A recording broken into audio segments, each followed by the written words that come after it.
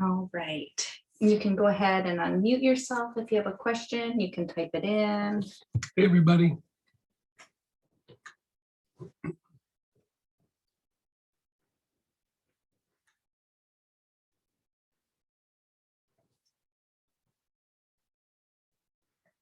After the Angels class, no one has any questions.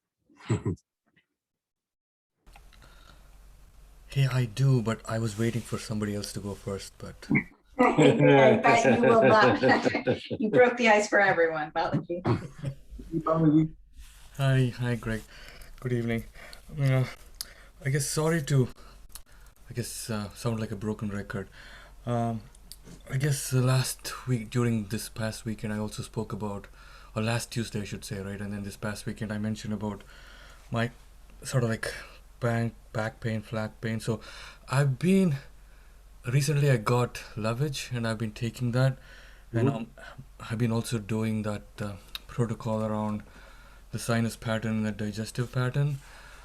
It's definitely gotten better, but I still have that sort of dull, achy pain on my left side.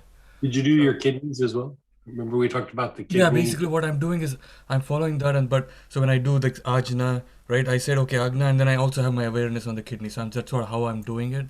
So unless that's what you mentioned, or no. Do one at a time. Like if you try to do too many things, it's not as specific.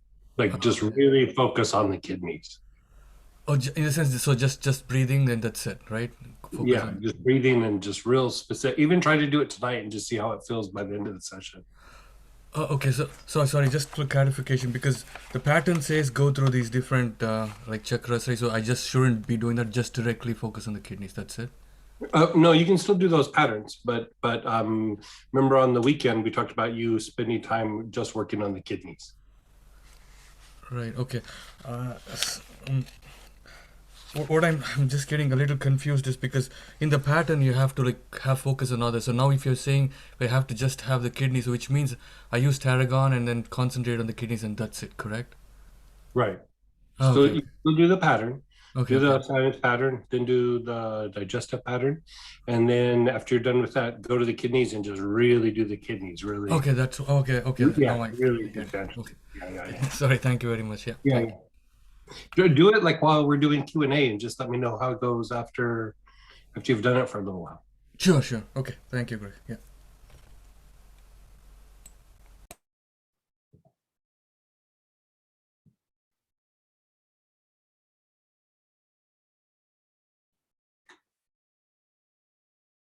I can't remember whether anyone has asked about how to help with Hashimoto condition.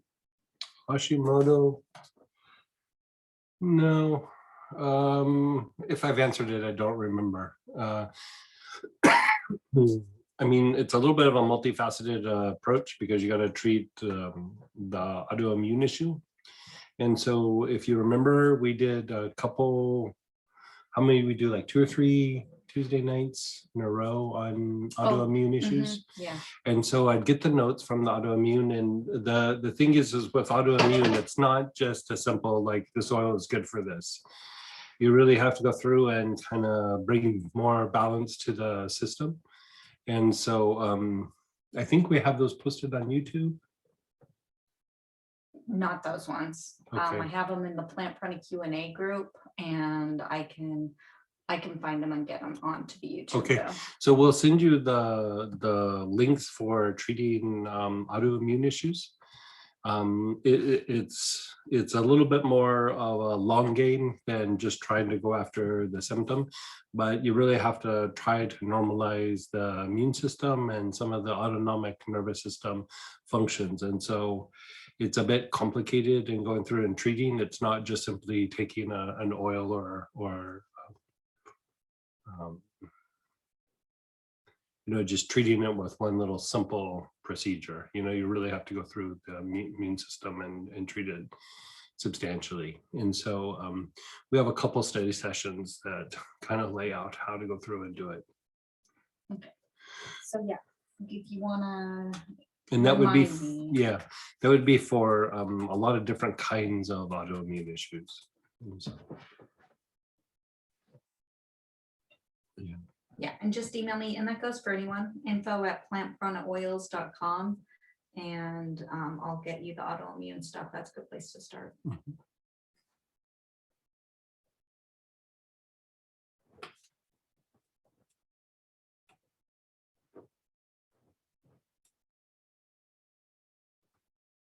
They missed their practice session last week. They're all quiet today. Mhm.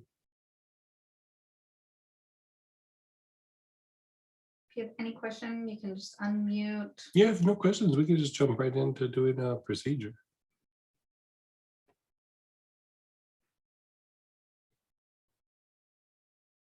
Peggy, I see your lips moving. Are you you're not unmuted? Unmute. There you go. Hey, Okay. I had questions, but for some reason they've left my mind, so I might be bugging you later because sometimes things come back. But Okay. you guys are happy at home? You're not traveling right now? no, not traveling right now and home this weekend. Yeah. Nice. Okay, maybe later I'll talk. I remember my question. Teacher. Yeah. Thank you.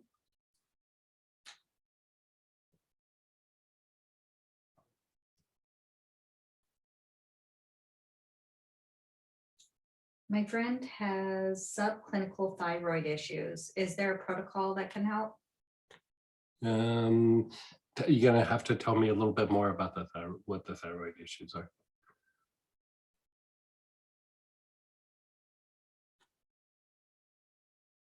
Not sure. It's like high or low. If we could get more information, is it too high, too low?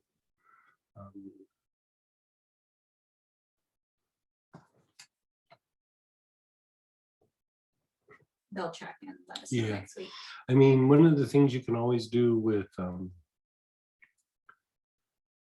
the thyroid is, see, I don't want to like start giving you things until we know more information, but you know, one of the things you can do is just treat the overall endocrine system. The endocrine system is a little bit more complicated to treat than some of the other things. Lemon verbena is always kind of good for that. Let me check some notes here real quick. Hey, Greg, this is Cassandra. I will speak for myself. Hey. I Yeah. take steroid, but I never know if it's too high or too low. I guess it doesn't produce enough. So when I first started, I was like Right. on a 5.2, way off the chart that way. But I'm Right. on steroid for it, but also seeing functional medicine person to try to regulate various systems. So you can just, if it's in lack of not knowing what this other person has, feel free to shoot. I'm listening. Okay.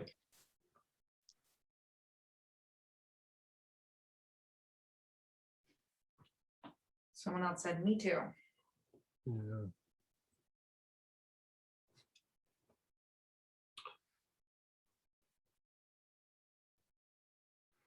How about we'll just say it like this, you know, because the thyroid can be doing many things, and it can be impacted by a lot of different kinds of issues. And so one of the things that you can do right off the bat for thyroid imbalances, like if you want to just start at a real preliminary stage. Now, I would probably exclude anything that's autoimmune here. But autoimmune kind of throws a different spin on things. I mean, you can, but it can be a little bit more complex when it's autoimmune. And so right off the bat, it's an oil that's probably, I mean, you can inhale it, you could apply it topically, but you would have to really, really dilute it a lot in massage oil. I don't know that it's the best way to do it, but you would take clove internally. So you would put like a drop or two of clove in water and then take it on a daily basis. That would be the way that I would start treating it. And then over a period of time, sometimes I've used frankincense and myrrh combined together you know, that we have the 3 wise men blend, or you can just blend frankincense and myrrh together. Sometimes that's been helpful. There's been times where even something like myrtle has been helpful. Lemon verbena is always good for balancing the overall whole endocrine system. And so that's something to always to be looking at as well. And so if I was just going to start with somebody and we were just like looking at like, okay, we have a malfunctioning thyroid, a lot of irregularities, probably no autoimmune issues presenting, I would probably start with clove. Yeah, like a drop or 2 in water daily. Now, keep in mind that clove is really hot. You know, it's a really hot oil. So don't just put it on your tongue, or don't just put it in a little tiny bit of water, like put it in a decent amount of water or juice. Make sure that it's a good source of clove as well. You know, clove is one of those ones that it's not that it's like adulterated in the traditional sense, like where they just add like chemicals to it. But what they do sometimes is they add chemicals to the plant before they distill it, like while it's still growing. And so there's a lot of cheap clove out there that's been not adulterated, but it's been manipulated. You know what I mean? And so when we source the clove, we go not to the, people will like price shop these things, and a lot of times you're getting what you're paying for. And so we go to a source that's been vetted, and we know how they grow it, and we know that it's organic, and it's been vetted through the years. So these farmers / distillers are not manipulating the plant. So it's not an expensive oil, but people will do all kinds of weird things with stuff.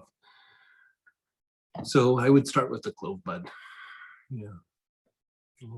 Now, with the frankincense and myrrh, would you do that orally as well? Yeah, water? it would need to be oral. Yeah, pretty much everything. The lemon verbena, everything needs to be oral for this. And would you do them together at the same time? No, I would instead of doing them all together, I would do things one at a time. I would do the clove for a little while and see, after 60 days, 90 days, is that having a big impact on the thyroid when you go to the doctor? Sometimes people can even tell just by function. And then if that's not working, you can shift and change that up. You could augment, like I do the clove bud for maybe, I keep saying clove bud, but clove. I'd probably do it for 30 days and then add lemon verbena, but taken separately. And now, is there something separate you would do for a low thyroid? Someone here has low thyroid. You could start with the imbalance, like with what we're talking about, because that would impact with something that's a little bit high or a little bit low. And then if it's not responding, then you can start getting more specific. And then how long should we do one? You're going to be on it for a while. I would start treating, and then when you go back to the physician and get the test done, you'd see how much it shifted and changed. But I mean, you really don't want to mess with the thyroid, like leave it non-functional for super long periods of time, because it really is tied to the aging process and longevity, and can throw some processes off. And so I would keep monitoring that for a while and get things pretty regular. And then if you want to try going off of it, you could. But sometimes that does happen. You get things back in balance and you're good. But first just try to get things balanced first before you start worrying about taking it off. You're going to be on it for probably, 6 months, a year, year and a half, something like that. It's not a short-term treatment. Usually anything endocrine isn't short-term, like it's always a long game. There's so many factors with the endocrine system. The glands are all communicating with each other. There's hormones floating around the body. There's other systems that if they're compromised, they might impact the endocrine function. And so it's usually a very long, slow process treating it. You always hope for something short, but it's usually a long game. Now, Sarah, did you have a question?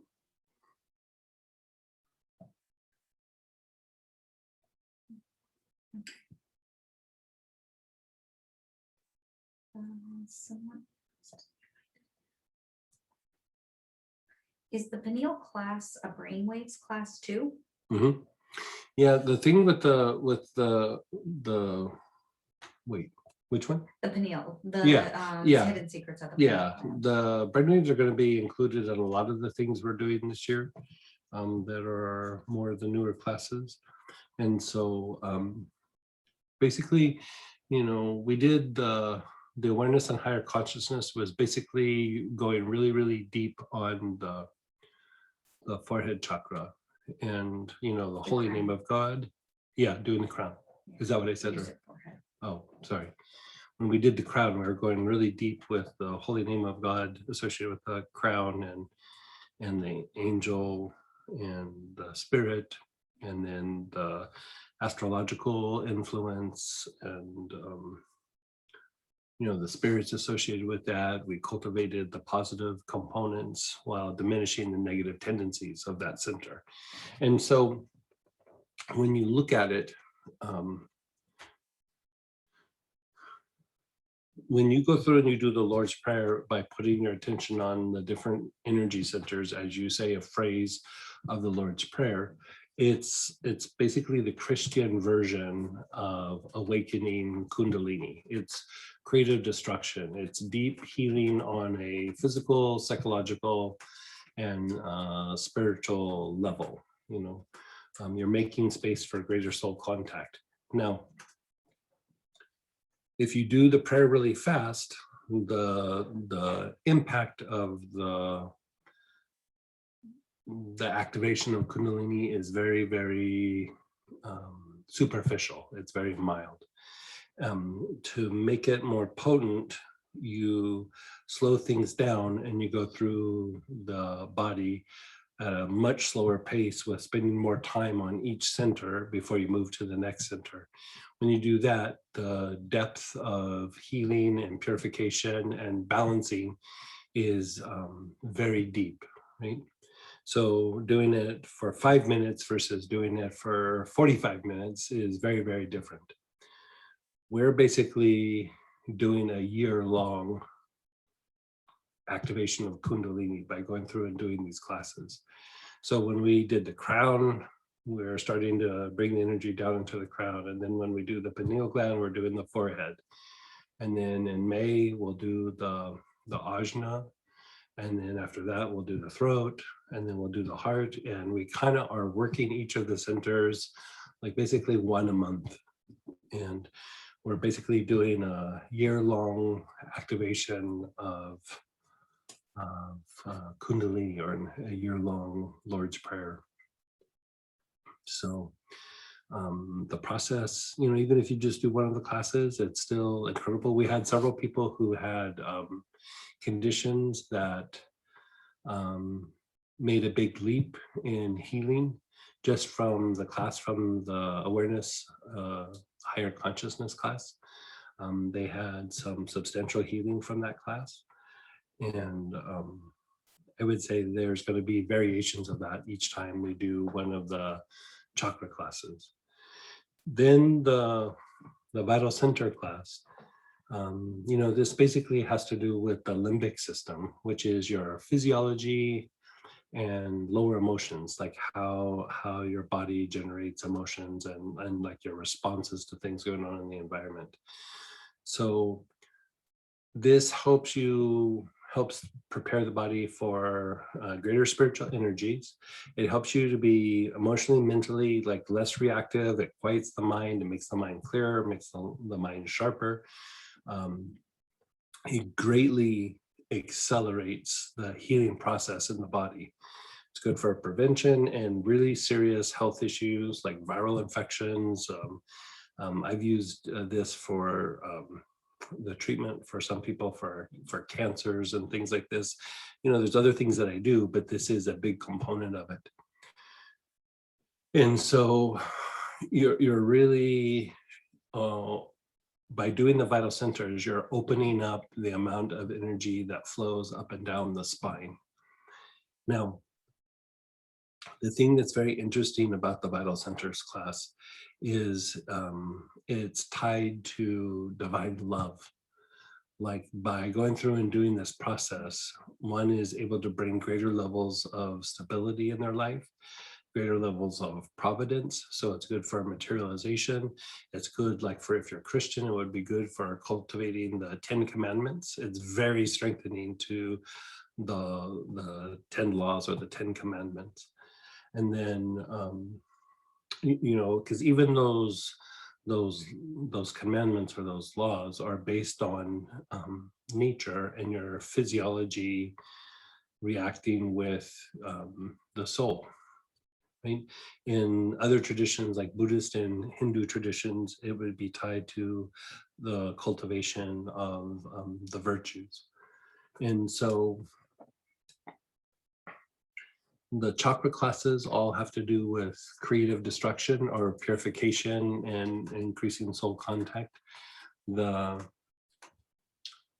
work with the vital centers has to do with bringing in the love aspect.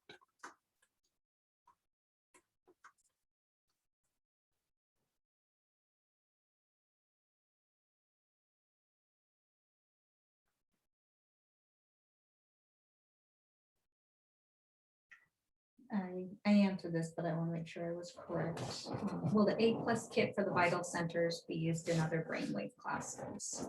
No, vital centers are not brainwaves. Brainwaves are going to be included in that class, but vital centers will be part of some protocols that we do for other things, but it's tied to basically all the different classes that we've been doing. It's part of enhancing all the classes, you know, the angels, the materialization classes, healing classes, you know, it basically helps all of that.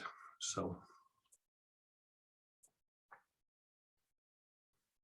we're going to Hi, Greg. This is Heidi. I was the one who asked that question. I'm vacillating about getting the A+ kit because I love your A+ kits, but I also know that sometimes I don't use them, and I want. For the vital centers, we're probably going to do special study groups for just working with the vital centers, because it's so crucial to so many other things that we're going to tie that to doing some special study groups during the week. Like on Wednesday nights, we're going to do just things for vital centers for quite a while. Okay, all right, that helps. That helps. Thank you so much. Yeah, I mean, like we had here, like is it okay if I talk about what happened with you? So, you know, we were traveling a lot and everything, and like, you know, sometimes the body gets agitated, and Samantha had a thing where you know, she was feeling very good and very peaceful, and then like a loud noise happened and she just like jumped. That's that startle response. Like that is like when the body is like tired or agitated or stressed, and you know, just traveling gets, you know, it's just wearing on you sometimes. And so, you know, nothing was going on, but just the loud noise happened, and I think you start crying a little bit On one of them, yeah. yeah, like one she just got agitated, and one she just started crying. And you know, it's just the starter response. Nothing bad happened other than she just got rattled a little bit. And so we didn't even do the patterns.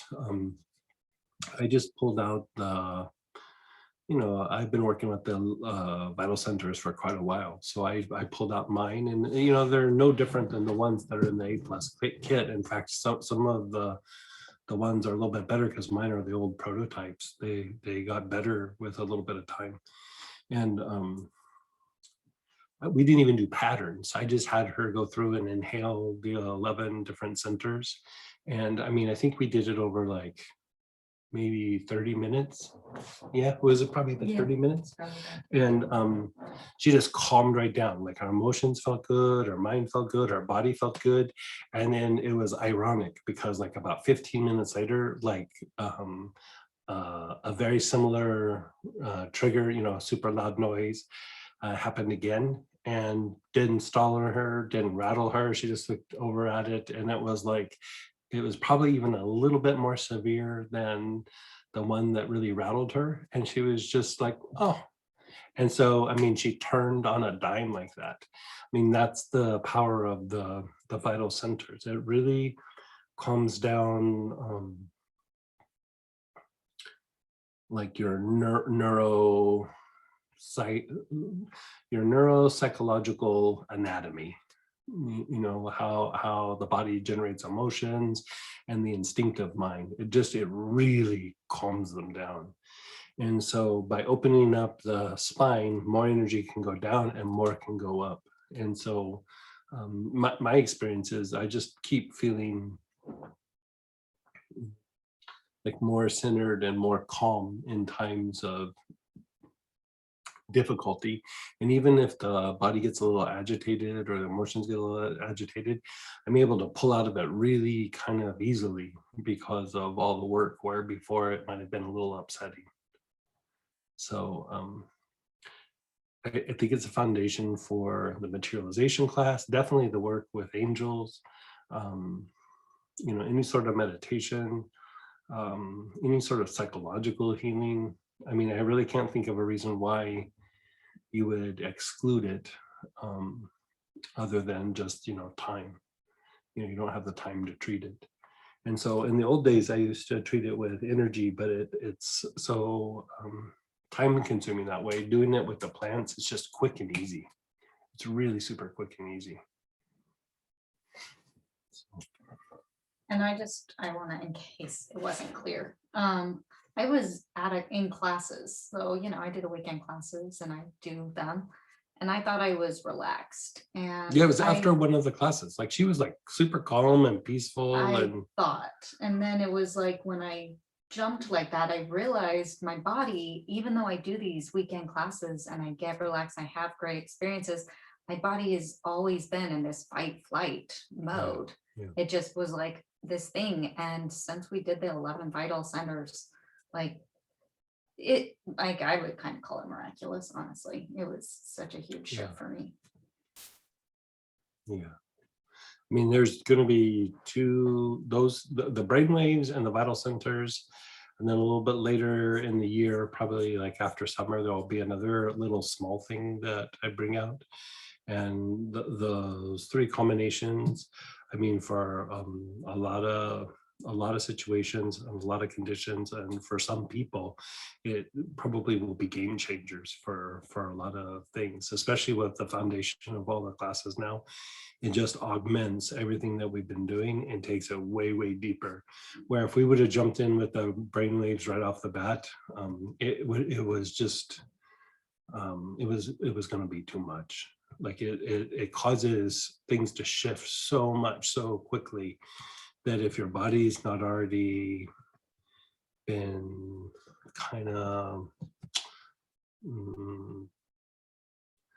like reconditioned, or you know, if you haven't been doing some unwinding, it still works. It's just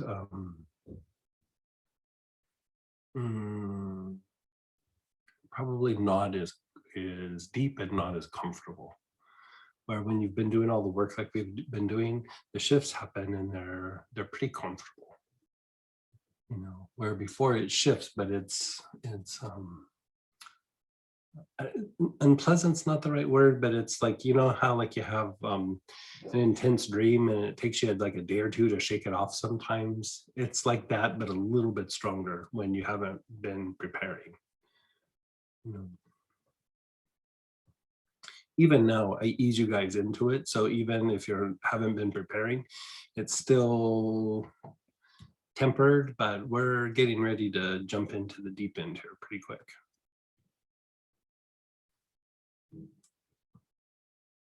We're going to be doing study groups on Wednesday nights, starting in some point in April, and we're going to be going back and forth between mostly brainwaves and the vital centers for months and months. Yeah.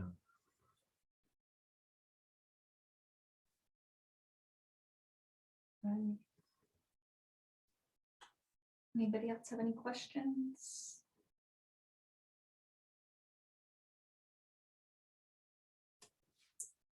I think they want to get Okay. into a Well, you practice guys were today. real easy tonight.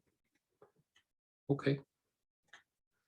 All right. So this is what I would like to do. Let me see. Here's what I'm gonna try. Give me just a second here. We're going to pull some things together with working with angels.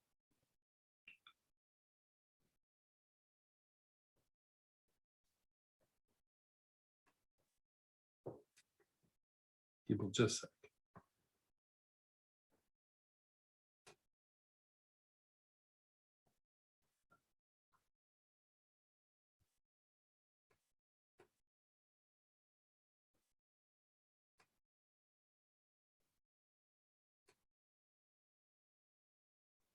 When did we do the level 3 angel class? Level Yeah. 3 angel class. Someone has their hand raised. Yeah, fire away. Go ahead. Hi, Greg. Hi, Samantha. Hey. I have a question. I have someone who has suffered most of their life with bouts of hiccups. Mm-hmm. Yeah. Do they have a hiatal hernia? That I don't know. I just found out Okay. about them today. So So couple things. Are we getting the feedback? Let's have you maybe mute while I answer, just so we reduce the feedback. Okay, perfect. So chronic hiccups. So right off the bat, you have a very tight diaphragm, right? Very, very tight diaphragm.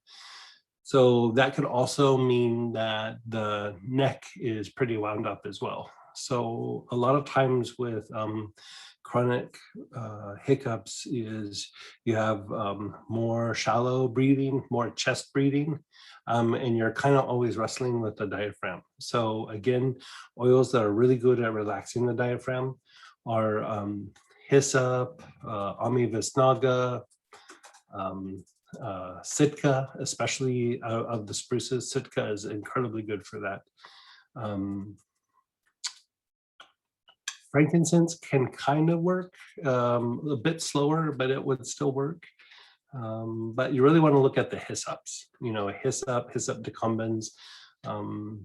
Hyssop decumbens out of all of them probably shines the most, but all of the hyssops will work, right? And so even just long, slow, deep breaths.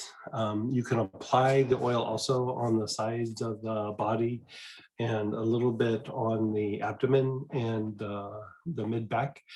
I would also probably do a couple of things. I would apply marjoram to the stomach, like the stomach muscles, how they kind of run like this way, so in the middle. Sometimes there's a lot of tension in the, I think it's the rectus abdominis, which is the big muscle that runs down the middle of the abdomen. So apply a lot of marjoram to that area just to take tension out before you do the breathing with the hyssop. And if you even want to make it a little bit stronger or make it a little bit faster, is how you can get that the magnesium spray, for putting on the body, spray it all over the abdomen. You can mix the marjoram in with the magnesium and then rub it all over the abdomen and then have them do the breathing, and it will let a tremendous amount of tension out of that diaphragm. Now, even deeper is there usually is some autonomic dysfunctions, not quite the best word to use. Like it's, you could say imbalance, or the nerves aren't firing to the gut quite like they should, or they're in fight flight. So you can use things like tarragon, galbanum, even the marjoram that you're already applying to the abdomen will help take the tension out of the digestive tract and out of the respiratory tract, help pull them out of fight flight while strengthening the vagus nerve. And so when you go through and you kind of start unwinding all of that, there might be a little bit of some digestive issue that might present.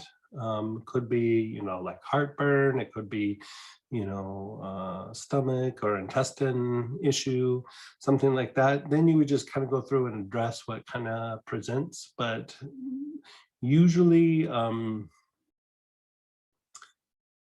usually if you go through and treat the things that I'm talking about, you can make the hiccups go away pretty easily. One of the other things that I do when somebody has really chronic hiccups is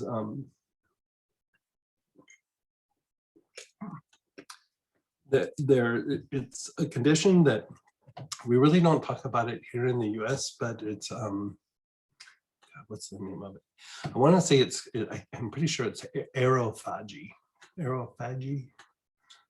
Phagia. It might be aerophagia or aerophagy, but it basically means gulping of air, right? Gulping of air, which that too is tied to some autonomic imbalance or dysfunction. And so one of the easiest ways to start changing that is because it has to do with like being a bit more of a chest breather and not lower abdominal breathing.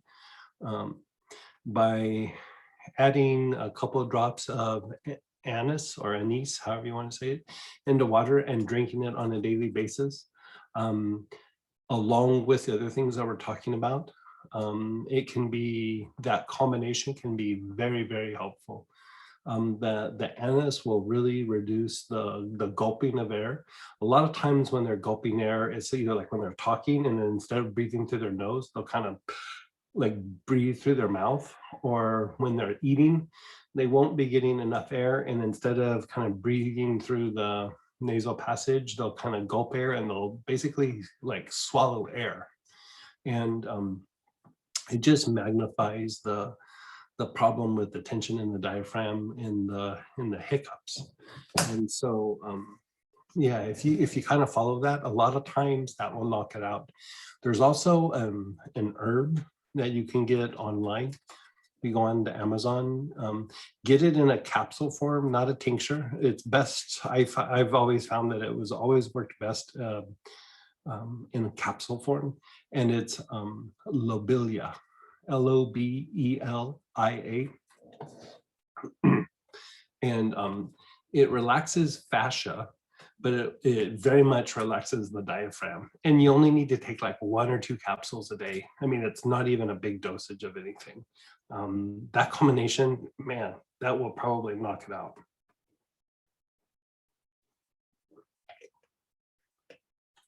They'll probably feel a lot better too, other than the hiccups going away.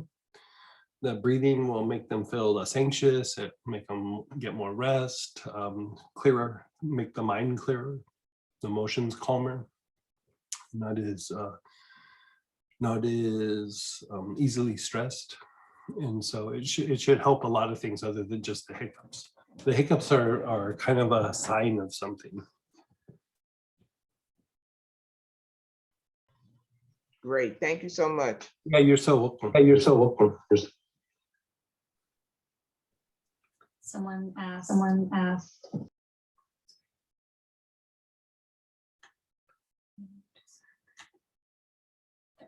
Someone asked, what recommendation would you give for a person who has constant abscess gums and tooth problems? Constant abscesses. I mean, right off the bat, I would say starting to do work with tea tree and probably a little bit of clove in water as a gargle and rinse. You could actually even make it with water and add some like vodka and make like a homemade like mouthwash and do that.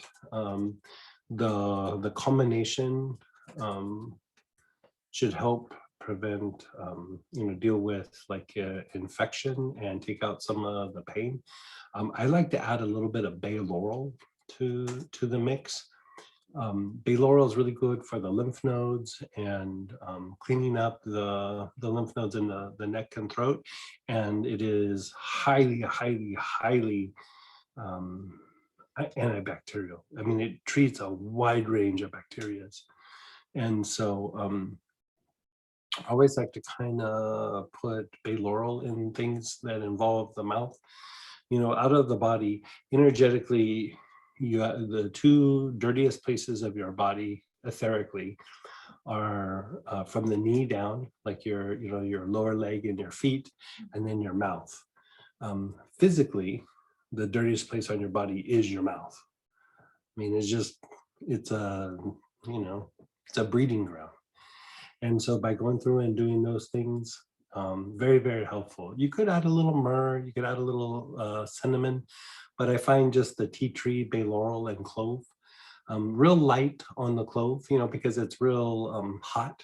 And so make it a majority tea tree and bay laurel with just a hint of clove for spice. Delicious. Mm-hmm.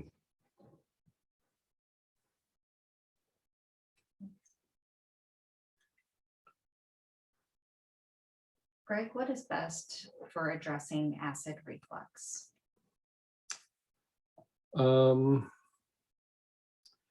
Reflux, a lot of times I just have people use aloe vera. What's the drink? Like the aloe vera drink? Just aloe vera juice? Yeah, just aloe vera juice. I usually just have them use aloe vera juice. And I don't mean to put a plug for my own product necessarily, but the ginger tonic by Apothecary Geek, we have the ginger extract and it has the Greg's ginger oil in it. And that has helped alleviate multiple people's acid reflux. Yeah. It's about taking it regular though. You have to take it regular for at least 2 Very weeks. true. Very, very true. All right, Donita, your hand's raised. Hey, Miss Donita. Hi, Greg. Hey. It's me again. So it's either the old age creeping on me or something else is creeping on me. So Yeah, I know, huh? Like I remember like when I was like in my 30s and I was like, I think that's all BS. And as you get older, you're like, the big one for me was I thought this was like hysterical. In Europe, in some parts of Europe, they call the eyeglass, the readers, they call them 43s. And it's because like when you turn 43, you need them. And I was like, that's just a bunch of malarkey. And boy, lo and behold, when I turned 43, I started needing those damn readers. I fought it until at least I was like 44 or 45. But let's be super honest about it. I needed them. And so,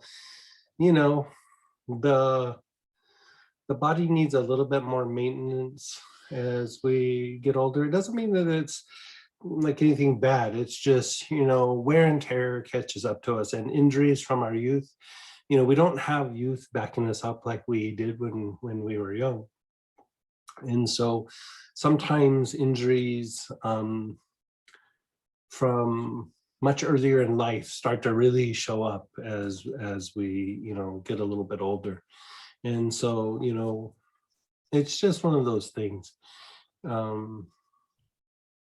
You get a little bit better at handling it and treating it and maybe resting a little bit more than you used to. I find if I rest a little bit more, my body responds, better. Like when I was young, I could just go and go and go. And my body needs more rest than it used to. And, I stopped wrestling with it and I just leaned into it, and, it makes things better. So, I mean, I'm not saying that that's gonna fix whatever you got going on, but, getting older, we do have to adjust a little bit sometimes. Yeah, so that's why I mean, I'm just curious if, because lately it's been kind of special, more than ever. So I'm curious if it's just the stress creeping up on me, or my age, or the sleep. There's like a lot of my jaw is really tight, and Yeah. it feels like, this, I've done so much work, and you would think that, I should be able to, I probably, I Oh, am it sneaks up on us working all on at it. some point. Yeah, don't be hard on yourself. I mean, it's just one of those things that, like, things just happen from time to time. So like tension in the jaw, and plus just knowing that you're going through like some changes in your life and lifestyle and everything. I'd say it's probably a little bit of those things kind of amplifying some things with your body a bit. And so the tension in the jaw can really be about, like, I mean, that actually could be causing a little bit of the sleep issue. I'd really work on trying to get the body out of like fight flight. A lot of times that's kind of partially what that's tied to is, it's not that mentally you're going there, emotionally, but your body could just be going into fight flight, and then it starts to affect everything else. And so, even if you kind of shift some changes, you sense that there's some changes coming that's going to start shifting. Mentally and emotionally, you could be completely fine, but physically, your body stresses out about those things. I'm actually overwhelmed. Like today, I Yeah. could feel, I was like, oh my God, I work so much on expanding my threshold, right? Mhm. And doing all this clearing of the elementals and blah, blah, blah, blah, blah.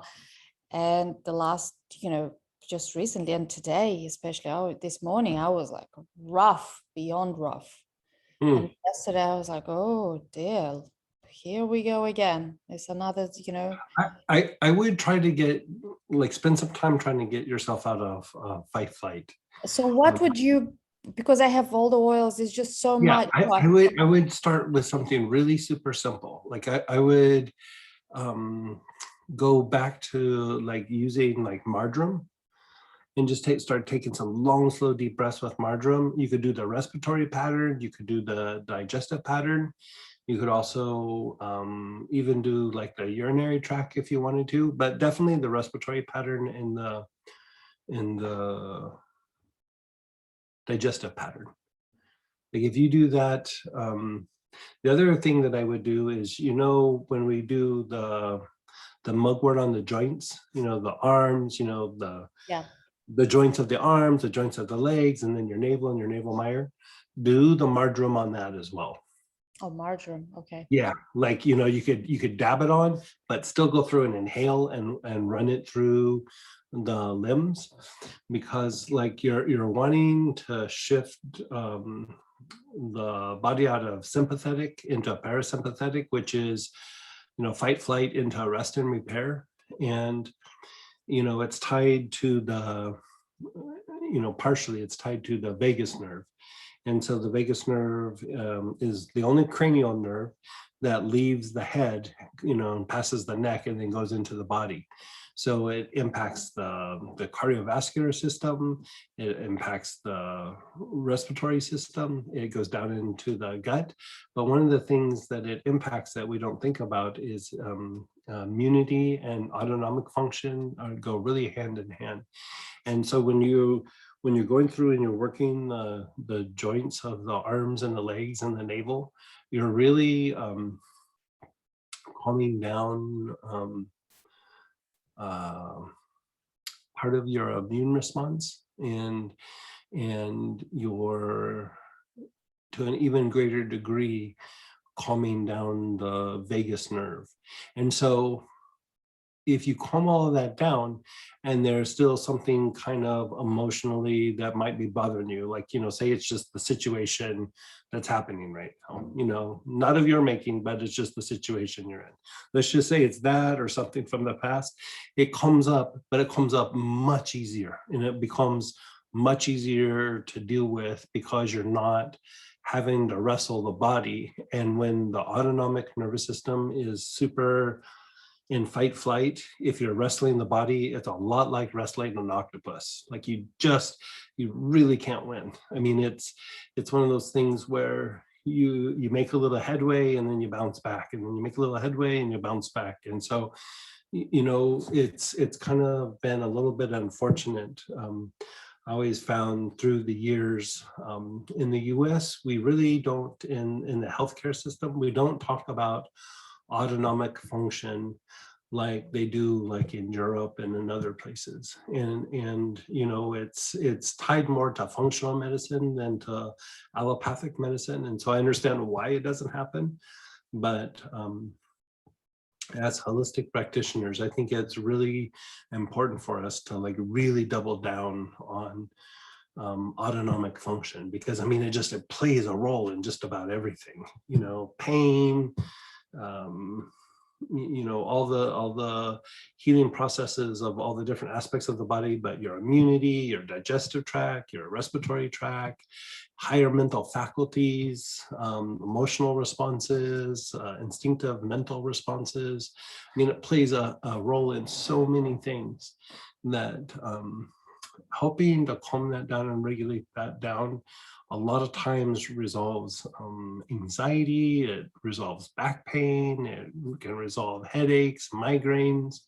It can help resolve so many things that, you know, in a way, getting good at treating that can really be, if you're trying to be a therapist to the general public, it can really be a bread and butter approach to helping so many people, because in this day and age, we're so much into just go, go, go, go, go, that we're really constantly in action mode, and we're constantly in a stress mode and kind of a fight flight mode, and we're being bombarded with so much information from marketing and from the external world and social media and all these things that it can be a bit overstimulating. And so it's a little bit more about doubling down on just keeping all that stuff just nice and you know, kind of primed, like, you know, you just keep it in its nice little neutral position. You know, a little bit of time goes by and you think, I've got it normalized, and you know, you let it go for a couple of years, boy, you could be back in that stress state again, kind of easy, depending on the situation you're in. So it's one of those things where you just want to always kind of keep tabs on that stress response. But a lot of times when you really start, I mean, really start reducing it, you really start to realize, like, man, I've spent a lot of my life in fight flight, you know. And if you think about it, fight flight makes you, it heightens certain actions and activities, right? So it heightens your response to things in the environment, which can make you hypersensitive. It makes you empty out your bowels and your urinary tract, like kind of more often or more frequent, because, you know, you got to either run or fight. And so sometimes you're not absorbing nutrients like you should, or you know, you might not be emptying out your kidneys and bladder like you should, you know, because you're just doing a quick urination versus a long urination, you know, release it when you're urinating. And it makes you really stay in that part of the mind that's only processing the senses, you know, because you're constantly monitoring the senses, because you're taking in information about the environment, because you're in fight flight, you're in crisis mode. So you don't ever shift out of that crisis mode. So you're constantly going, okay, tell me senses, tell me what's going on, senses, tell me what's going on. And it becomes harder and harder shift into that intuitive mind or the unconscious. So it starts to impact sleep and also how we cognitively process things during the day. And so the more that you unwind it, the more it becomes easier to overcome the difficulties of life, just normal everyday life. But when you're really in a difficult time, it makes things so much easier to overcome because you're not wrestling that octopus. And sometimes even shifting out of it, you might even start to feel a little bit uncomfortable because it's a weird thing. Like you start shifting out of that frame of mind that's always processing the senses, and to a certain extent, it's always kind of predicting the future. Not always right, but you always kind of have a sense of what's coming next. And when you're starting to shift out of fight flight, you really kind of know, because you really don't know what's going to happen next. You're not processing the sensory information quite to the same high degree. And that's actually a good thing, but it can be a little bit more uncomfortable because you're like, I don't know what's happening next. I don't know, like, I know I'm supposed to be doing this and I'm doing that, and I have my plan and the things that I do all the time, but is there something exciting happening, or is there something agitating, or is there some sort of conflict? Your mind gets really used to dealing with those things, and it really starts to turn into almost like a spiritual practice at that point, regardless of what tradition you're from. Because as you go through and you really start calming all that down, it really stops being about the back and forth of normal everyday life. And you really are starting to have a sense of like oneness and peace. And it really starts to cultivate the path of transcendence. And transcendence is just like moving away from the duality of normal everyday life. It doesn't mean that you're stepping away from life or the nature of the things going on around you, but you are not reacting in that same manner. You're moving past that way of reacting and behaving. And so it really is a good base for whatever your spiritual practice is. It's like turbojets for it. Hey, Greg, thank you so much for all this. It's amazing. And from what you're actually saying, I wonder if I'm actually stepping out of the flight. It could be. Yeah, it could be. I mean, you've done a ton of work. So, I mean, it very well could be. But it's also like, because, yeah, it's a lot. It's like my body, the uncomfortable part. And then not knowing of the future, it's very uncomfortable. And yet I don't know and I'm calm, yet my body is freaking out. Right.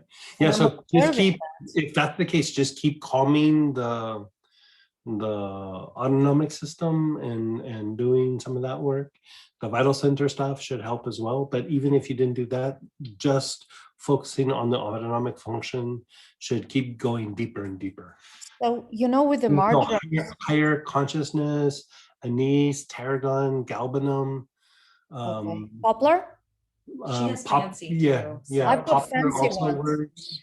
Yeah. Poplar definitely works. I breathe poplar every night. It's good for you. But it's besides what I've been doing as well, I've been doing lymphatic blends. I've been like hitting really hard on my lymphatic system. And I use the whatever you call it, coconut oil. And every night I use either lymphatic blend or marjoram, and I just as a moisturizer. So I use marjoram. So what you said is like, so I guess I always add oil. So you're doing it on a moisturizer on your face? No, because shall I do that too? No, I was just asking what you're doing. No, just the body. But what I've been doing gargling with marjoram and water, and I've been putting some marjoram on the jaw. And honestly, this morning it didn't help at all. Like I was almost in tears, and I couldn't. I was like, whoa, that's intense. So yeah, the body's uncomfortable, yet I'm sort of calm. It's very bizarre. I've never been in where I am now. Do you have St. John's wort by chance? Oh yeah. Why don't you take a couple drops of St. John's wort and see how that treats you for tomorrow, and Okay. then let us know. Okay. I might have you like do a couple drops of that every day for a little bit. St. John's wort. I also have it in tincture. Do the oil; it's much stronger. Okay. Okay. Perfect. And after the marjoram, what else can I use to calm? Like if I don't speak to you, what else? I mean, just what are the steps?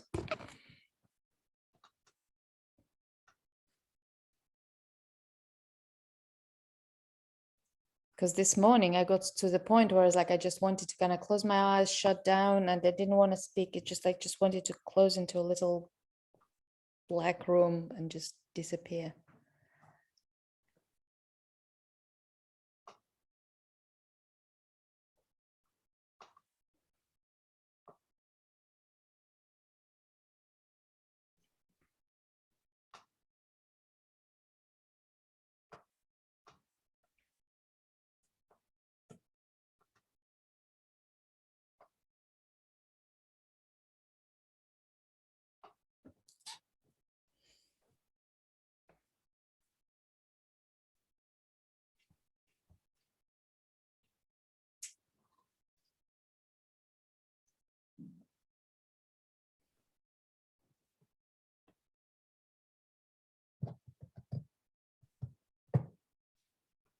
Okay, you have a pen?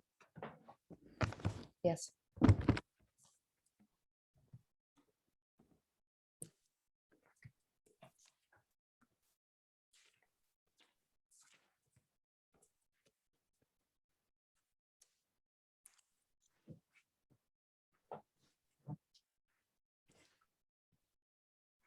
Okay, the first one is poplar.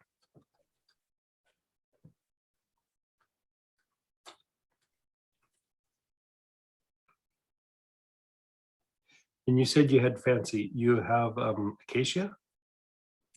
Not that fancy. Okay, do galbanum. Do galbanum for number 2.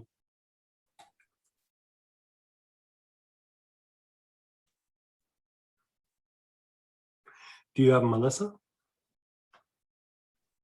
Nope. Okay, do you have aloes? Yeah.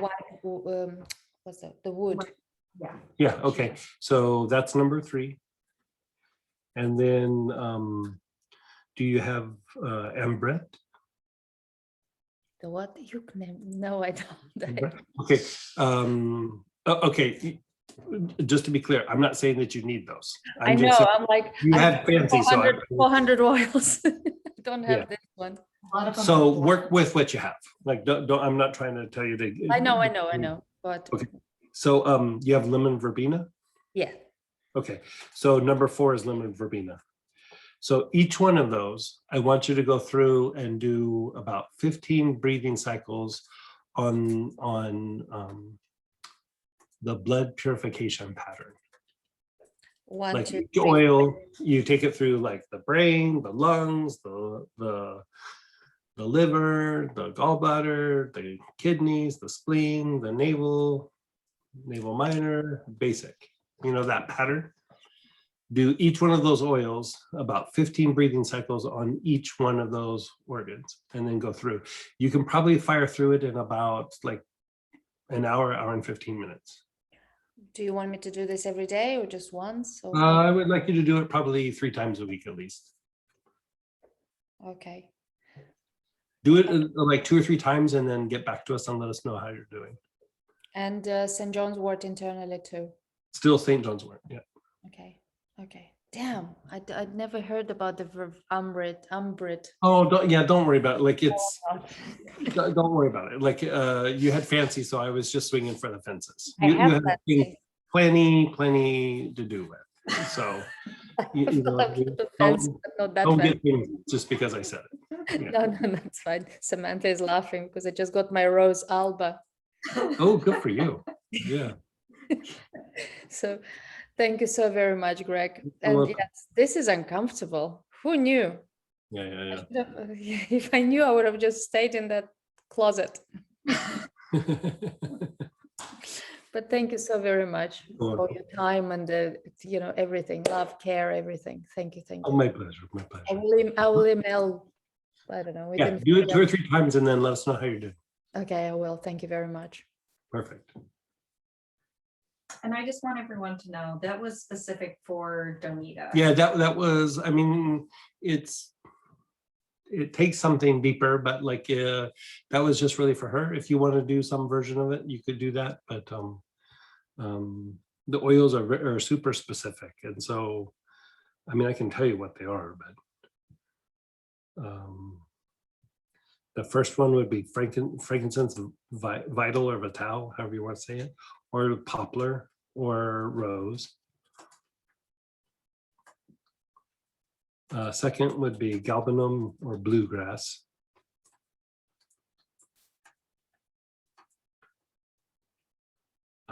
Third is Melissa or aloes. I mean, there's really not a lot of choices there. And then the last one is heritage sage or ambrette or lemon verbena.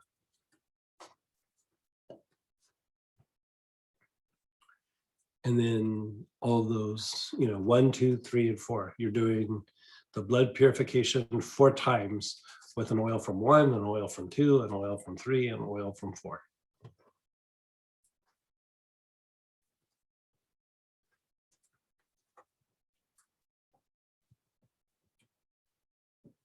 Go ahead, Peggy. Hey, Miss Peggy. If you're a hammer, everything's a nail. And Oh, yeah. so as I listened, I thought, If you're a nail, you're afraid of hammers. something like that. Something But like I wondered how you feel about with those kind of symptoms. I would say get a cranial session with some mouth work. But I don't Yeah. know what your Oh, no, perspective I'm a big that fan. would be. Yeah. I kept Yeah. getting that as she was talking, and I thought, well, I'm just going to ask. Yeah. But I get them once a week. really, mouth Yeah, work too? I knew she was getting them. So like, Oh, well, no she wonder. told me That's so that. much I don't know Yeah. nothing.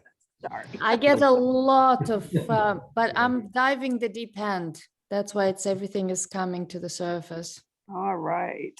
Yeah, that's the thing with the jaw. The jaw work can be very good. That was like my very first thing that I back like 30 years ago. That was my big what would you call it? Like my big breakout in therapy was treating TMJ and migraines by doing all the jaw work. Nobody was really doing it 30 years ago, and so we were going into the mouth and doing all those manipulations. And the thing is like you can get it to relax somewhat, but when the autonomic nervous system is really out, the cranial session helps, the jaw work helps, but you have to do a bunch of visceral work, and then you still have to do a bunch of breath work, and it still leaves the immune system a little bit off, like a little bit wonky. One of the ways that we would actually do it is with manual therapies is we would do rotations of the joints with the arms and legs. Oh, yeah. And then passive traction, and that would help, but that part was hard to do with physical manipulation. And so I think a multifaceted approach with things like that is always a good thing. I'm a super big fan of cranial work and super big fan of jaw work. I still do my own jaws from time to time. It's not pleasant, but it feels good afterwards. Well, I go into an altered state when they do mouth work on me. I'm gone. Yeah. My cranial rhythm just stops. Yeah. So just wondered. Thank you for sharing. Yeah. Mouth work's pretty important. Yeah.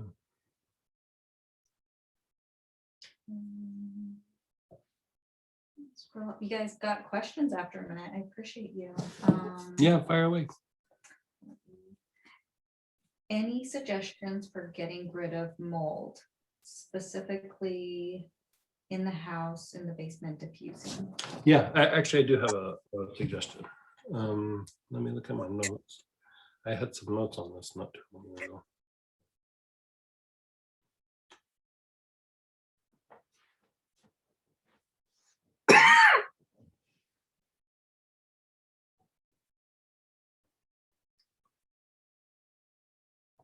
Okay, here you go.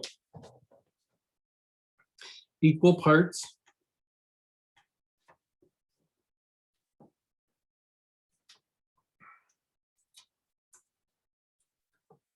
of savory,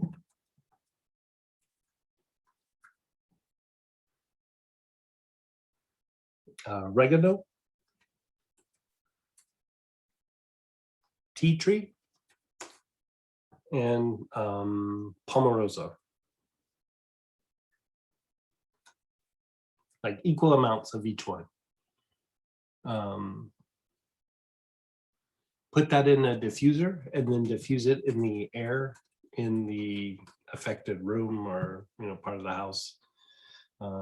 If it's through the whole house, you don't put it up by like in the room, but kind of by the vents so that it circulates through the vents. And that should be helpful. Even if you just did like the savory or the oregano, that would be helpful. Tea tree is also good. The palmarosa, sometimes I'm not sure that if it's really helping to reduce the mold or it's just a nice smell when everything smells so moldy, you know what I mean? And so the savory and the oregano and the tea tree are really good for knocking that stuff out of the environment. And so if you can actually visibly see the mold, it's old school, but just really strong bleach water and spray it on the mold, break it down, and then, still do that protocol that we're talking about.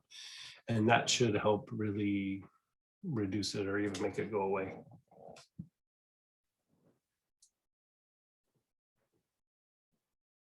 Yeah. What do you suggest for arthritis in the shoulder? Is it from an injury or we're talking about spurs? We're talking about what are we calling arthritis? Let's start with that. Like, just tell me some of the symptoms. And you can type them in or unmute Yeah, yourself. either way.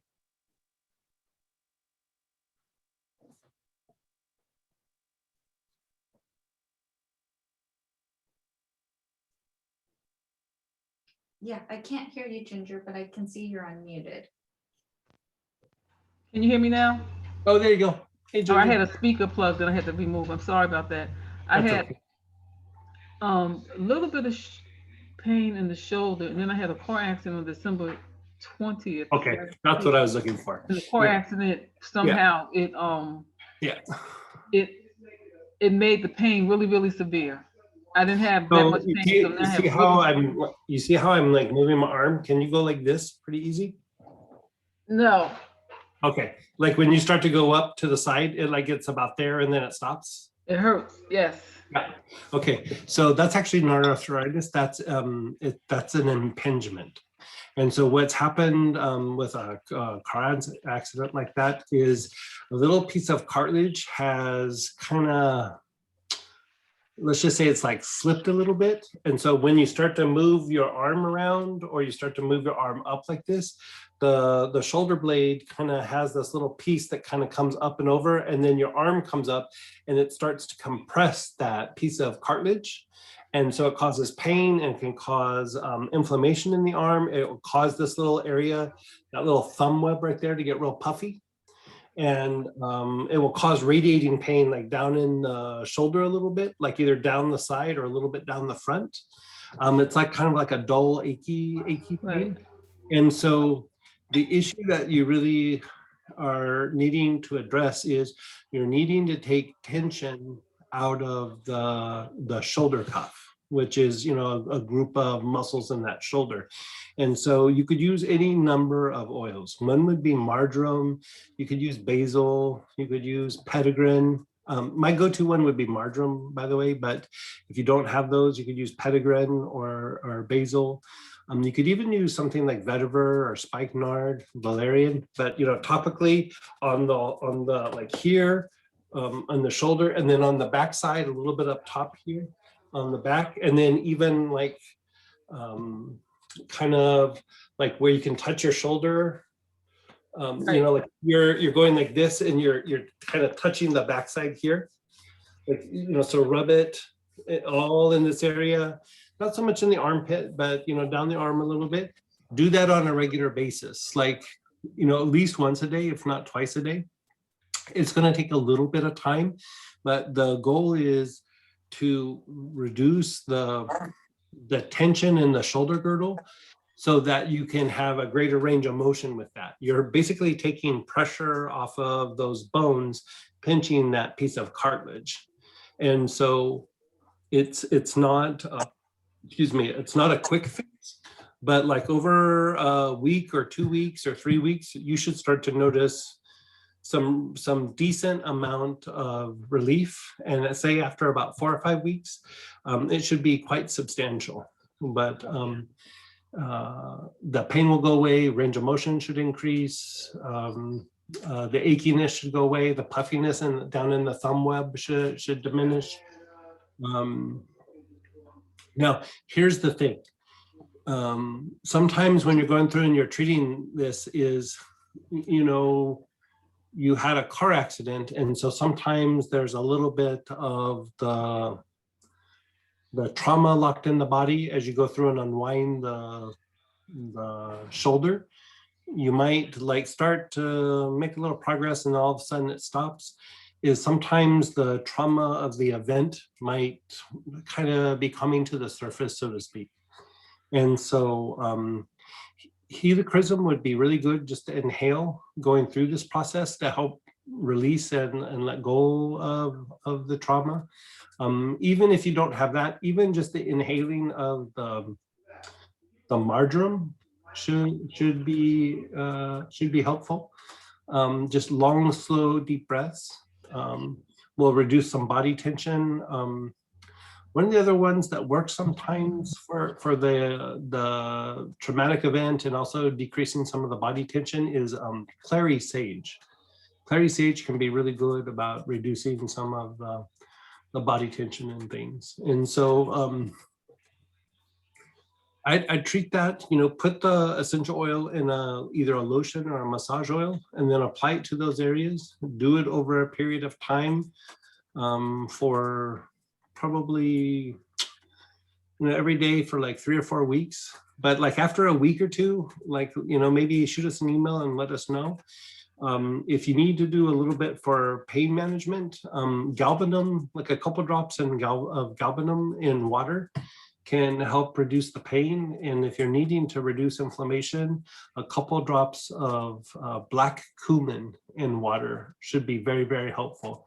If you don't have black cumin, you could also use turmeric. Black cumin essential oil? Yeah, or just go to the health food store and get black seed oil or black cumin. I have the black. So what I've been using is turmeric essential oil, black spruce, lavender, and rosemary, and yeah, that's been working in the this. Okay, if it's been working, I mean, they're all antispasmodic, and so if you're just keep doing it on a daily basis. Yeah, but it's actually not arthritis, probably. I mean, there can be arthritis there, but what you're describing is actually called an impingement. Impingement. Uh-huh. Thank you. Very common shoulder issue that, a lot of times we don't see the doctor for these kinds of things. We just kind of, nurse them along. And so a lot of times they go undiagnosed. Well, I'm getting physical therapy on it, but it's very painful. Yeah. Massaging the areas is usually the best, especially on the backside, like on the shoulder blade itself. And then up under you're still on the shoulder blade, but from this side, right? Teres major, teres minor. Both of those muscles need to be relaxed quite substantially. Thank you so much. You're so welcome.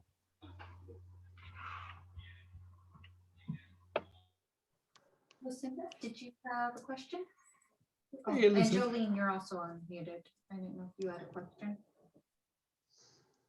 No, I'm just coming in late tonight. I'm sorry I had a, Oh, that's okay. Glad you could join us. thank you. I hope I didn't come too late. No, we just been answering questions. So Okay, I'll mute myself again. Lucinda, did you have a question? Maybe same thing. I did have just a couple more. Yeah, I'm sorry. I unmuted myself and it was muted, so I guess I was talking and you didn't hear me. Sorry about that. A few weeks ago, you helped me create a salve for my friend who we thought had diverging tick cellulitis on his head. oh And- yeah, I remember. Yeah. Remember him? So that's not what they think it is. They haven't diagnosed it yet, I think. And it's just gotten, that helped for a while.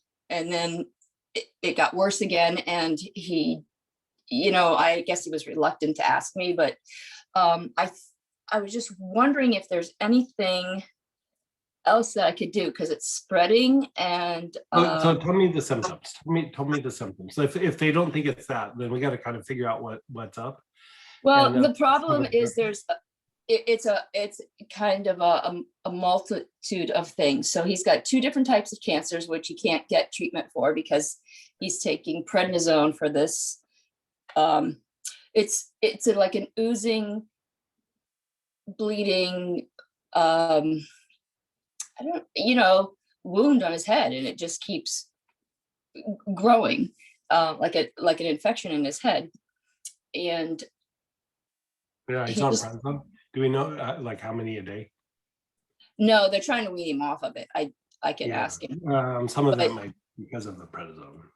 To be The honest, prednisone is supposed to be for the head, for the wound though. for the but that, it usually doesn't help wounds heal. Maybe it was, Sometimes it flows it. yes. It's good for inflammation. Don't get me wrong. Yeah. Like there's times where prednisone is it's the lesser of the evils, but like it comes with side effects. And you can only be on it for so Yeah. long. Yeah.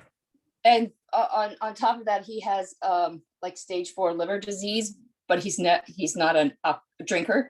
So there's a lot of things going on, and I think this is sort of my guess is it's sort of a immune reaction to all the different conflicts going on. So I wasn't sure if there was oil or How old is he? protocol. How old is he? He's roughly 65. Still young. Okay. Yeah.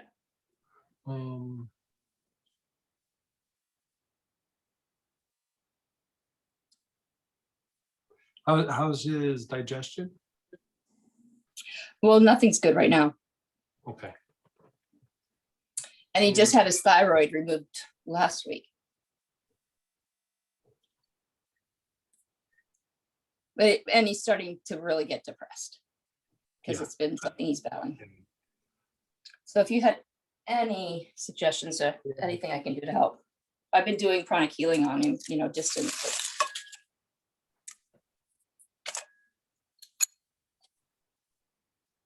Give me just a second here. Sure. No, I appreciate it.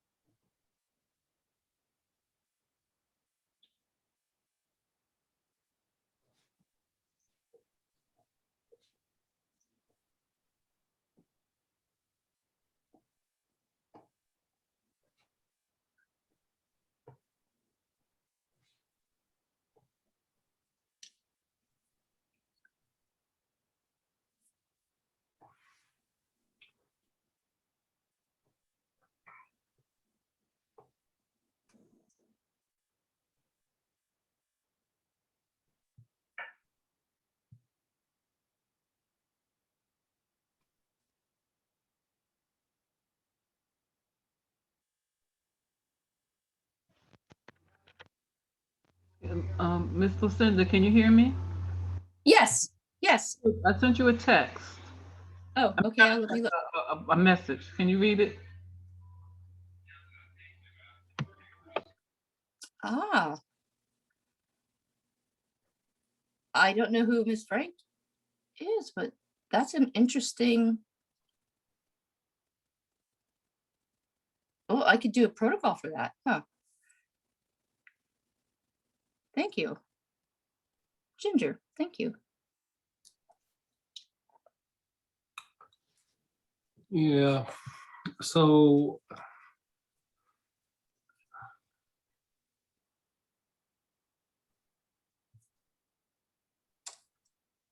I mean, I think you have to look at the body as like a big picture and kind of try to calm down the environment and like see like what would be best used for not just that, but for like the whole picture. Yes. So this is something that I would put under a special kind of like open wound, like where it's growing, not closing. So sometimes there's like, you know how we talk about the vagus nerve not having tone? Yes. So there's wounds that won't heal also because of, you know, tone in that part of the system. Also, what can happen is the opposite. Like the opposite would be that the sympathetic nervous system, which is tied to like your fight response, like just so fried and burned out, right? That just wiped out. So it's a you know, it's actually referred to as dystonia. So I just so I can have a little bit of background. Does he ever kind of lose his balance and fall just for no reason? No, not Does that I it know. kind of like be like walking and he kind of gets like where he almost looks like he staggers a little bit, doesn't really fall, but kind of staggers a little bit? Yeah, I haven't seen him do that, but I'm not around him a lot because you know, it's just our schedules, but I can ask. Would you know, has his handwriting changed? Like has his handwriting got really super sloppy? You know, I'm gonna guess that a lot of that is happening because I know that he's yeah, I suspect that there's some phases or stages of that just on what you've described to me. And so a couple I know of it's not sleeping or anything like that, so it's not and the what? pain. I mean, I know that some of it could just be lack of sleep because the pain is keeping him up all night. Sure. So it all works together. Okay, so there would be two oils that I would work with substantially with him. I would use them probably separately, but you could rotate on using them. And I would probably mix them in alcohol or like lotion and have him apply it to large areas of his body. And so one would be just the good old fashioned sage. Okay. That I would do a much higher, you know how like when we're doing a liniment, you go, okay, you know, 10 or 20 drops per ounce of alcohol is a pretty good liniment. But if you want to make it stronger, you would do 30. I mean, honestly, I would probably do like 40 to 50 drops per ounce for him of just the sage. And then, you know, you can even open a spray bottle where he can spray it all over his body. You can also use that same kind of approach for chronic fatigue syndrome and fibromyalgia. It will pull him out of a crisis a little bit, but you're trying to reduce the tension, strengthen the nerve, and give some more tone to the sympathetic component autonomic system. Sage by itself, just even not applied topically to that spot, to the open wound, right, apply to different parts of the body, helps to heal wounds that are not closing because of lack of tone in the autonomic nervous system. And so they do help. Yeah. And then the other one that I would do, and this one I would use the same formula as normal, like about 15 to 20 drops per ounce of alcohol or lotion to the body. You can make it a little bit stronger if you wanted to, but don't do it like we did with the sage. Yes. Is lemongrass. Like Oh. lemongrass and sage, you're just gonna have him rotate back and forth, back and forth. I would almost let go of the symptoms for a little bit and not Yeah. try to resolve the symptoms and treat it more as you like we used to call this like an environmental approach, where you're just trying to nurture the body back into a place where it can start kind of helping itself better. And then you can start chasing the symptoms a little bit better. But here you're just needing to kind of balance out that part of the nervous system. Yeah. Well, that makes sense. I was trying to treat the adrenal glands, because I Yeah, thought, all of that's going to be, he's probably got severe burnout of his adrenals. yeah. Sage will help with that. Okay. The other thing that you might want to think about adding into the combination is you could add Ravensara. Oh, I don't have that. The one that's like Raven Sarah, Yeah. not the one with the T in it, but the Raven Sarah. And very good also for, not so much for the dystonia, but very good for like an environmental treatment. And it helps to kind of strengthen the body, and it can be a little bit uplifting. And so if he's feeling like kind of down in the dumps, the sage will help with like depression and feeling kind of down in the dumps. And the Ravensara is a little bit uplifting as well. It's good. It's not super expensive. You could use it like a bunch.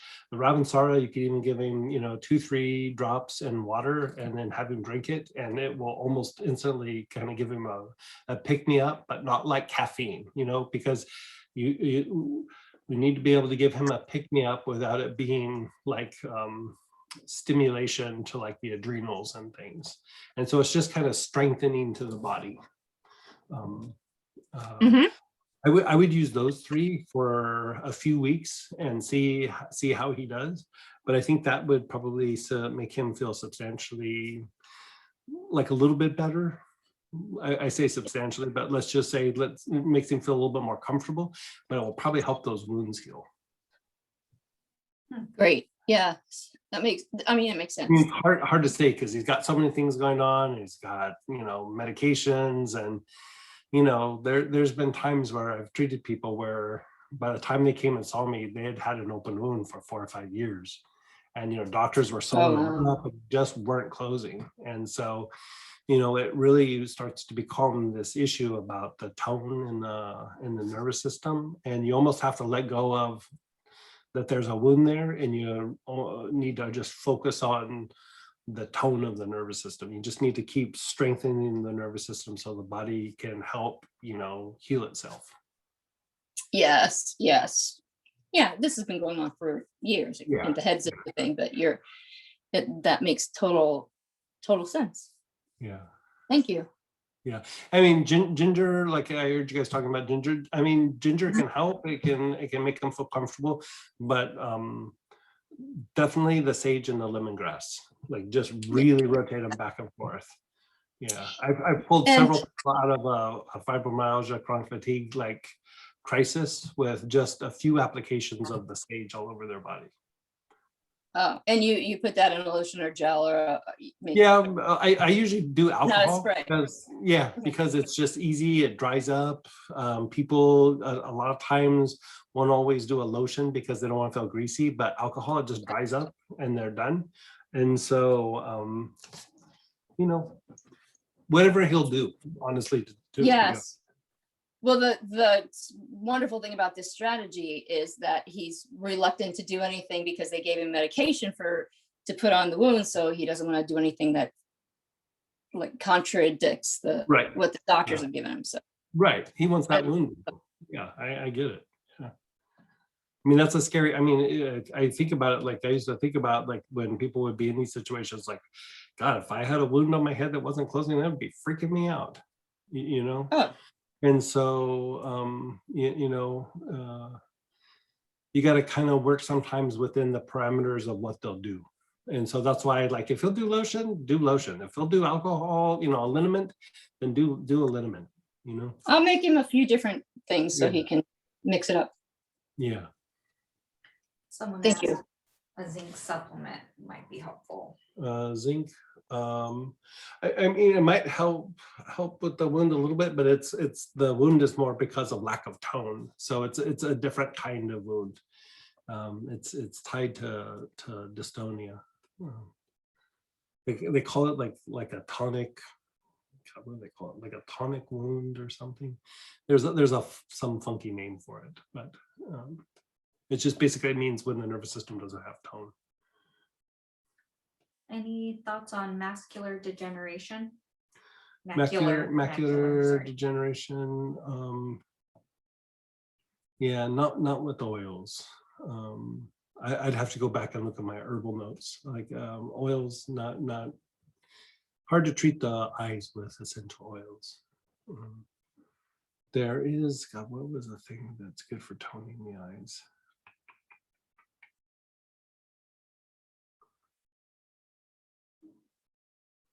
Yeah, I'd have to go back and look at my herbal notes. Yeah, those are all handwritten notes, unfortunately. I'm actually trying to integrate those into some of the notes that we're going to be giving you guys, some of my old herbal notes. And so I'll go back through and look. What would be a good oil for dispersing negative energy from persons, institutions, and situations? From people, hyssop. In clearing a space, you can use hyssop or rue. When you say institutions, I'm not quite sure what you mean by that.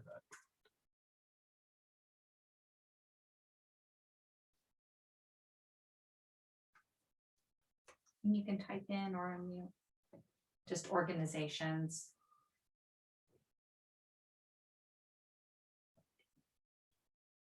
Oh, I mean, the oils will affect the area where it's being diffused, but like if you're trying to do like a big organization, like, you know, yeah, you would have to put a diffuser in all the rooms. Like, kind of starts to step out of the parameters of what the oils could do. You could sit and bless the organization, you know, whatever is going on. You know, just put your awareness on the heart and crown and then bless. When you bless, curl your two fingers down like this and then just sit and visualize the organization, and you could say prayers for whatever tradition you're from. Do a prayer and invocation and then just sit and bless for several minutes, but do it daily. You know, make it part of a little practice that you do daily. If someone is allergic to alcohol, lotions, glycerin, coconut oil, sesame oil, olive oil, what can you do? They're allergic to everything.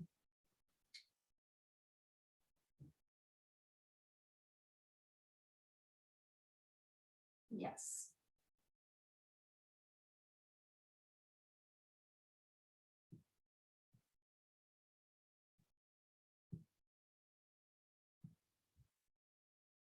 I mean, can you give me a little bit more information?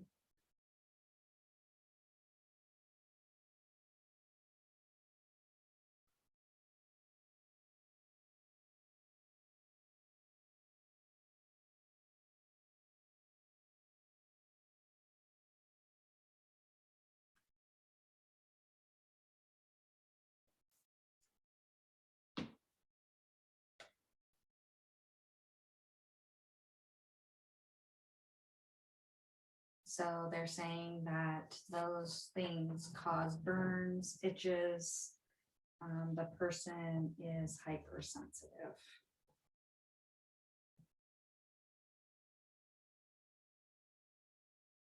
I mean, are they on lots of medications? Has there been significant traumas?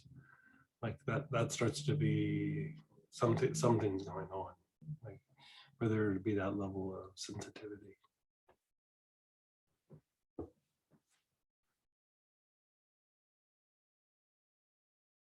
Maybe send us an email for that, because that's not an easy one to answer, and that usually is multiple things are going on. Yeah.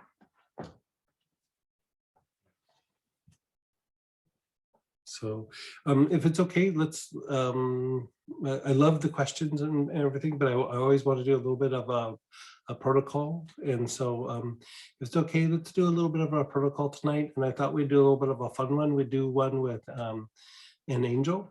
And so, so we're going to do the Archangel Metatron.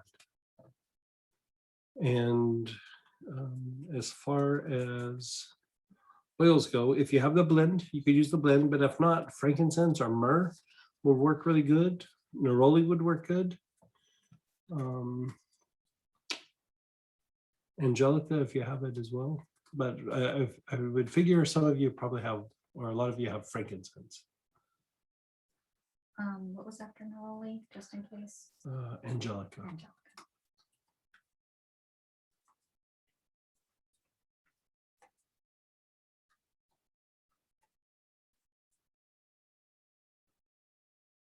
Has everybody got something?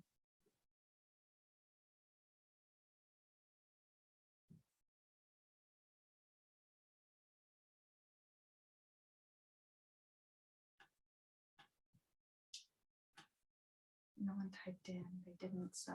Okay, so we're going to just do a little invocation with the Archangel Metatron. And so Metatron has to do with bringing things from the veil from formless into form. Metatron is considered the king of all the archangels. Okay, so begin inhaling. Your awareness is on your brain.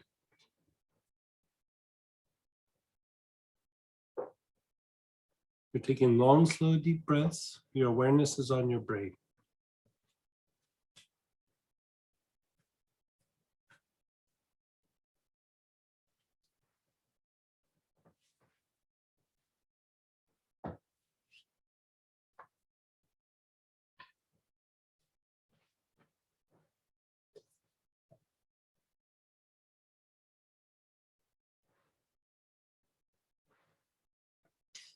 Move your awareness to your lungs.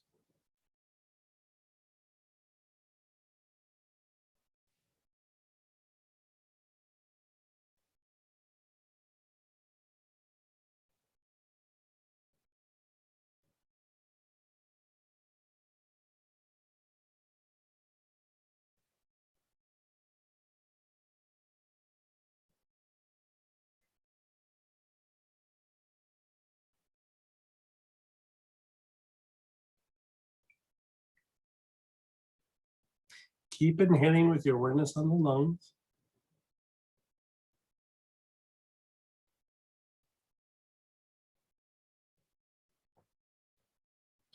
Now move your awareness to the liver, the right-hand side below the ribs.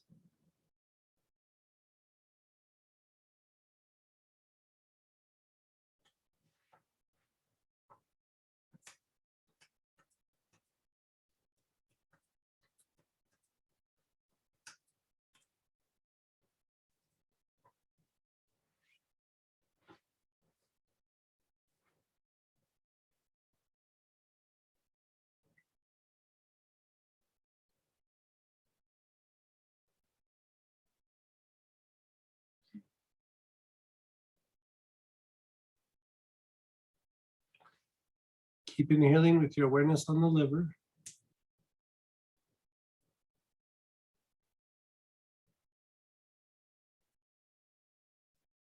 And then move a little bit more to the midline, not quite to center, but just slightly off to the right, still below the ribs.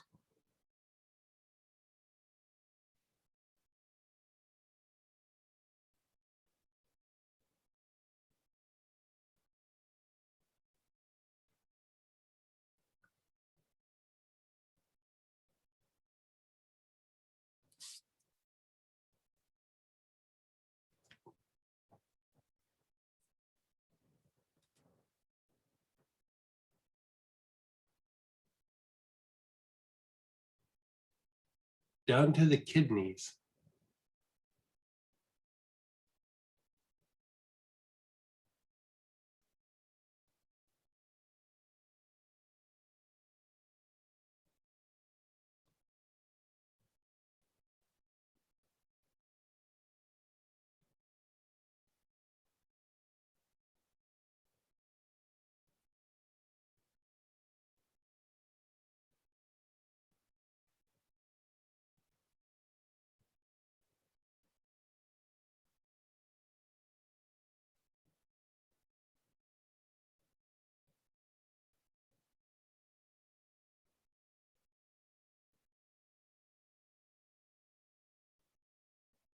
Go to your spleen, which is on the left-hand side below the ribs.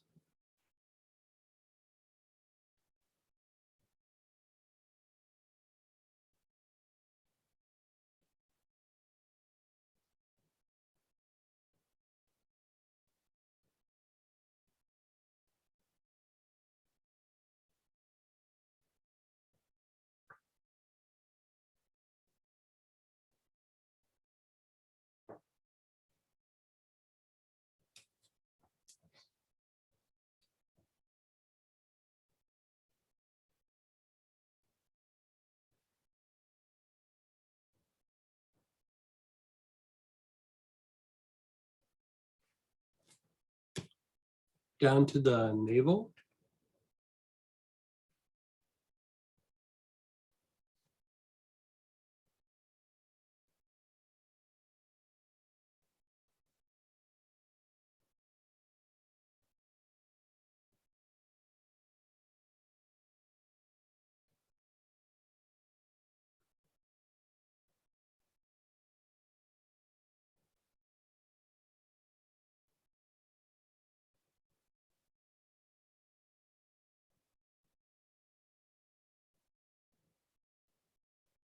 An inch and a half below your navel.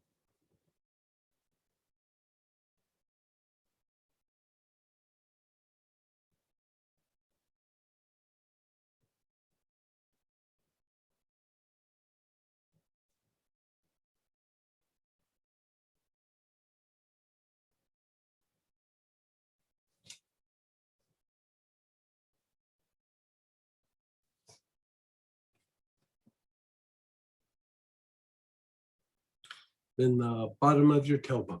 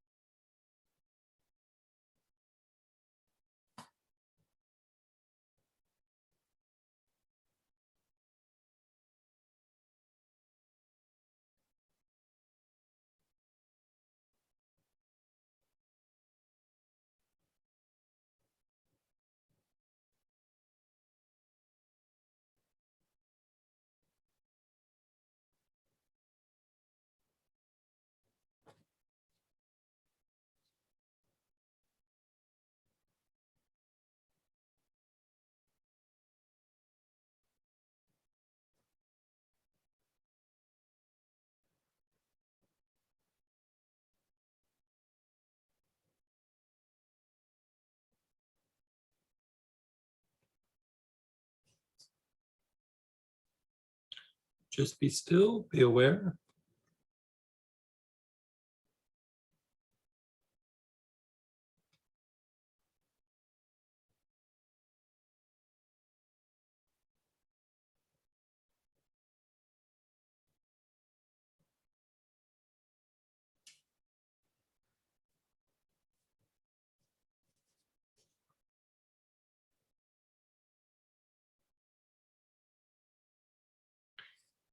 Now I'd like you to reach for lemongrass. If you have some lemongrass, you don't have that, one of the sages would work.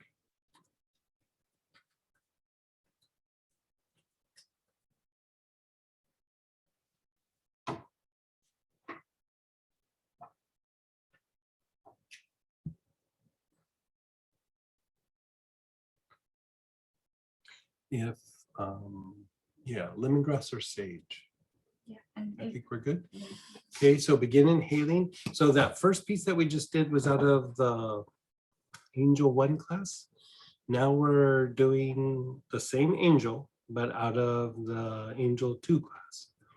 Okay, so you're doing the throat, long, slow, deep breaths from the lemongrass.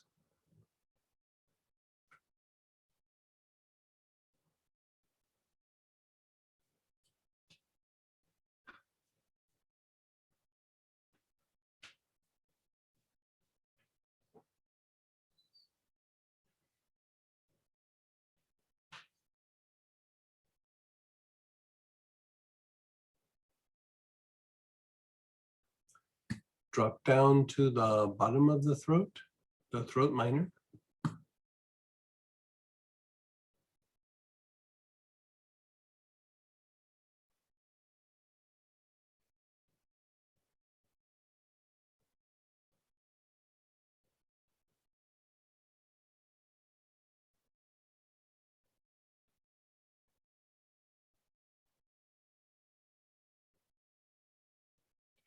Go to your back throat, which is the middle of the back of your neck.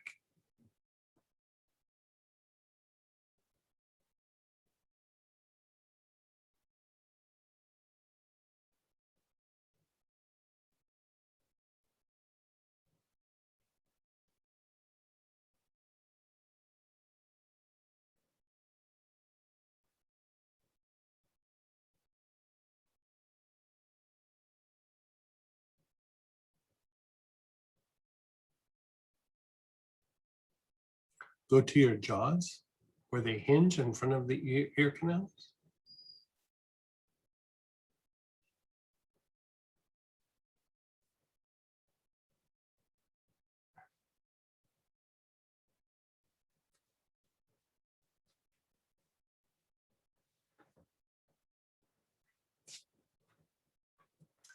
Go to your temples.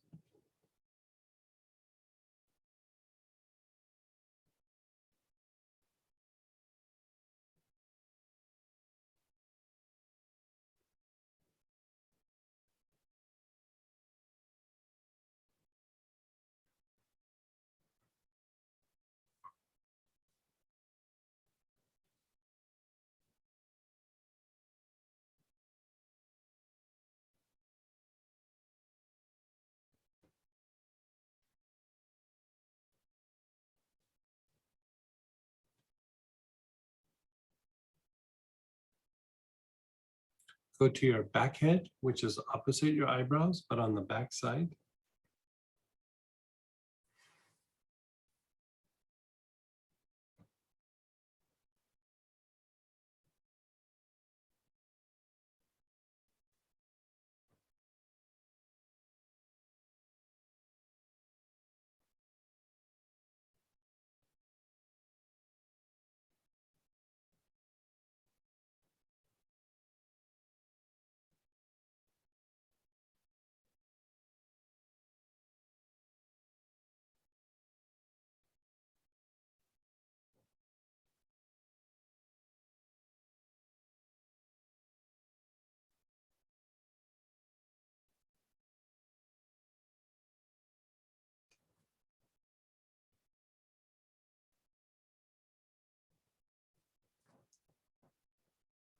In your forehead, where the hairline is.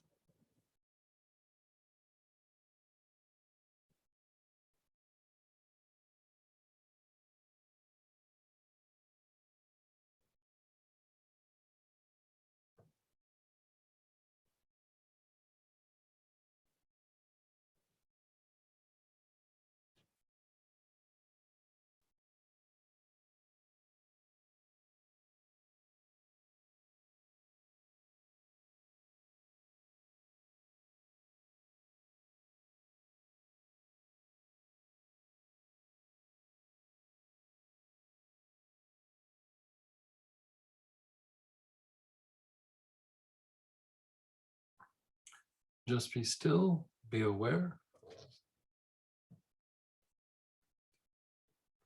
Okay, I'm just going to invoke the name of the angel. Just be still, keep your eyes closed.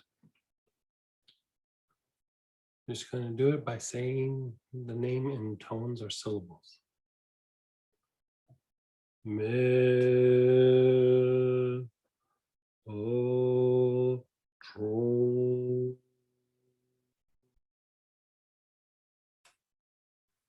Me, the, tro.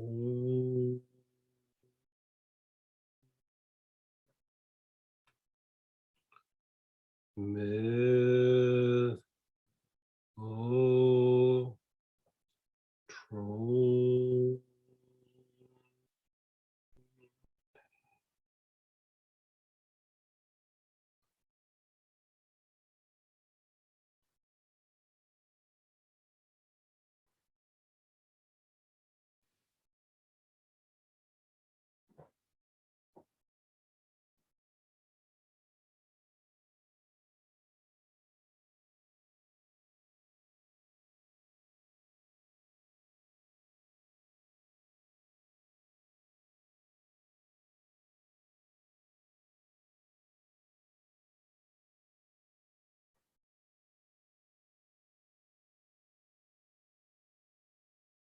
Me, o, tro.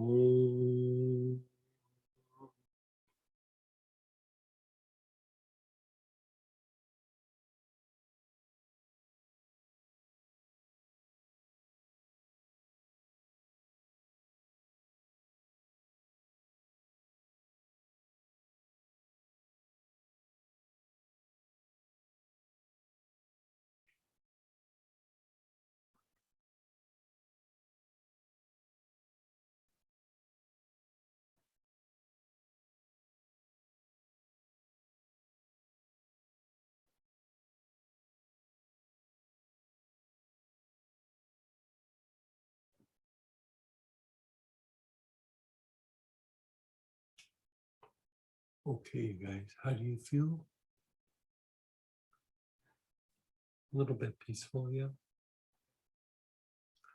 That's starting to combine the work from the different angel classes. You know, we'll take this a little bit more in depth in one of the study groups, like in the next week or two.